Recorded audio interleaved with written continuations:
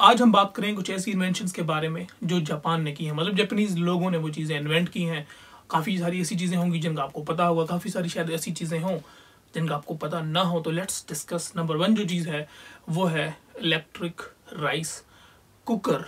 तो ये जो है जापान के तकरीबन हर घर में ये इस तरह का कुकर पाया जाता है और इसमें ये होता है कि आप राइस डालते हो, एक लेवल उन्होंने खुद बताया कि राइस इतना है तो पानी आप इतना डालो और उसके बाद आप उसको कवर कर दो और राइस उसके बाद खुद ब खुद रेडी हो जाते हैं। आपको कुछ उसमें हिलाने की वो जरूरत नहीं है, नीचे जमने का खतरा नहीं होता, वो इसमें मतलब वो नॉन स्टिकी होता है नीचे से। ये जो इन्वेंशन थी, ये जापान ने ये जो राइस कुकर इन्वेंट किया था ये 1945 में इन्वेंट किया था और ये जो है मित्सुबिशी इलेक्ट्रिक कॉर्पोरेशन के नाम से कंपनी थी जिसमें इन्वेंट किया था। लेकिन उस टाइम 1945 में ये ऑटोमेटिकली ऑफ नहीं होता था, मतलब ये था कि आपको देखना पड़ता था कि जब चावल रेडी हो चुके हैं तो आपको मशीन को ऑफ करना पड़ता था। लेकिन उसके बाद फिर जो है 1956 में इन्होंने इसका जो है एक थर्मोस्टेट के साथ इसको जो है दोबारा इसको एक दूसरा इसका वर्जन अपडेटेड रिलीज किया। तो उसके बाद फिर ये हुआ कि इसमें थर्मोस्टेट होने की वजह से जब चावल रेडी हो जाते थे खुद ब खुद ऑटोमेटिकली ऑफ हो जाता था। उसके बाद नेक्स्ट जो चीज़ है जो इनकी नेक्स्ट सबसे बड़ी इन्वेंशन थी, ट्रेनों के मामले में जापान बहुत ज़्यादा फेमस है। 1964 में जो है यहाँ पे टोक्यो ओलंपिक्स होने वाला था,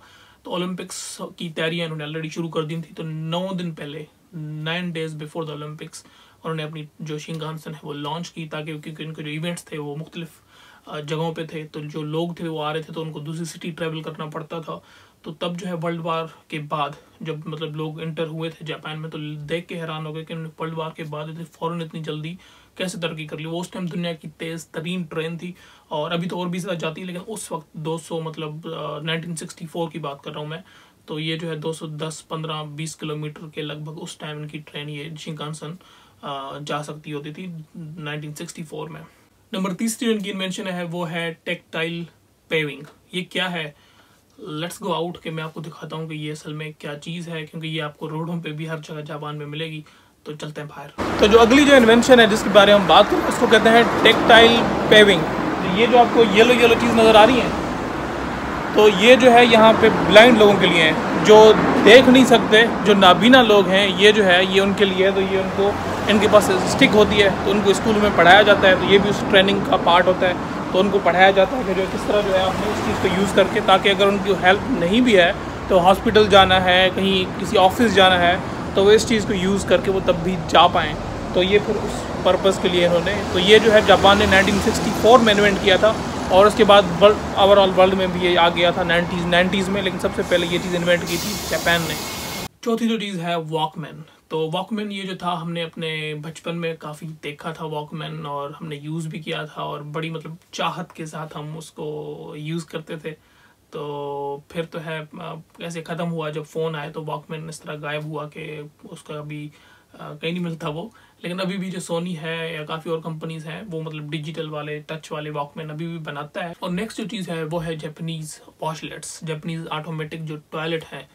ये जो है ये जापान की इन्वेंशन है। तो बल्कि हम आपको अभी लेके जाते हैं लाइव टॉयलेट्स के सीन पे, वहाँ पे आपको दिखाते हैं कि इनके टॉयलेट्स में किस किस तरह की फैसिलिटीज़ हैं।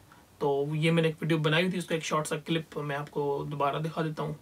तो लेट्स गो। तो यहाँ पे जापानीज टॉयलेट में पानी होता है, वो भी ऑटोमेटिक पानी होता है। यहाँ से बटन दबाएंगे, ये है आपका अगवाड़ा पिछवाड़ा धोने के लिए और ये है आपका अगवाड़ा धोने के लिए। तो इसको आप दबाएंगे, पीछे से पानी निकलेगा, पीछे से मशीन नोजल बाहर आएगी और आपको पानी की एक बहुत सी ज़बरदस्त सी धार आपको लगेगी और आपका पीछे सिस्टम क्लीन हो जाएगा। और उसके अलावा यहाँ पे इसमें ये पीछे के लिए, ये आगे के लिए, ये ड्राई का भी सिस्टम है इसमें, ठीक है।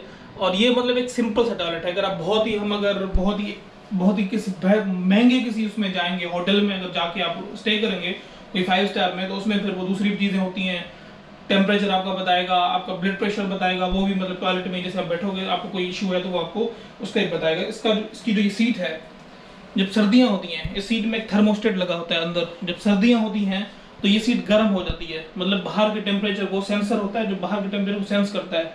जब बाहर ठंड हो जाती है तो आप बैठते हो तो ये सीट बहुत ही ज़्यादा कंफर्टेबल होती है। ये आपको उसको दिखाएंगे कि इसका जो सिस्टम है, जो पानी इसका अंदर से जो नोजल से पानी आता है धोने के लिए, तो वो कैसे निकलता है। तो अभी हम आपको उसका एक डेमो दिखाएंगे। और यहाँ पे आ जाओ करीब इस तरफ सामने। तो ये अभी आप देख सकते हैं पानी यहाँ से निकलेगा, ये नोजल बाहर आई है और ये आप देख रहे हैं कि पानी की चिंगारी कितना प्रेशर से सामने दीवार पे जा रही है और हमें इसको जल्दी बंद करना है और ये पानी हमने बंद कर दिया।